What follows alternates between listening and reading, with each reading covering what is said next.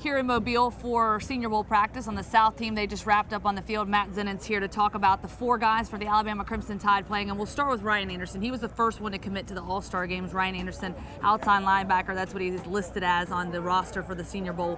What do you expect to see from him this week, and what can he prove to the NFL scouts? Well, Ryan's one of the top players here, a fringe first-round pick that I think is solidly in like that first or second round type area. Big, physical, aggressive, competitive kid that obviously had a tremendous last year at Alabama, and I think one of the top players here in Mobile this week. And then we go down the list, O.J. Howard, a tight end. Obviously, his skill set speaks to so many volumes. Obviously, his size, his speed, his soft hands, his ability to block.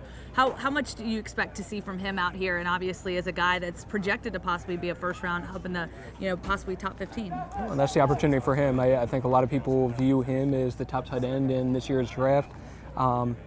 View him as somebody who is capable of going in the first round, and what he has an opportunity to do this week is to push himself from maybe the late first round area and possibly the top half of the first round, so maybe a top 10, top 12, top 15 pick, and definitely has a skill set to do that, and we'll have the opportunity this week with the combination of practices and in the game to show more of the skill set. Dalvin Tomlinson, another guy that's been a huge part of this Alabama Crimson Tide team.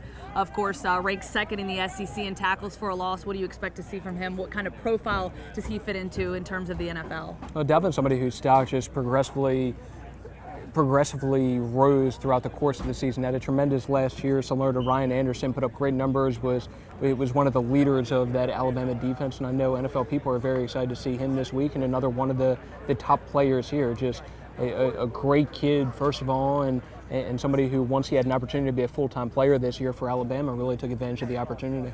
And lastly, Cole Mazza, long snapper for Alabama, working in Nick Saban's system. He goes out, he gets that long snapper, puts him in for 4 years, and obviously this is where they end up in opportunities like this to shine for the NFL scouts. What do you expect to see from him? Well, I'm not great at breaking down long snappers, so I don't have any sort of extensive breakdown of Cole, but somebody who did a tremendous job his 4 years at Alabama. And Coach Saban was talking some about Cole today that can't remember a bad snap, and that's one of the most important things when you think of long snappers.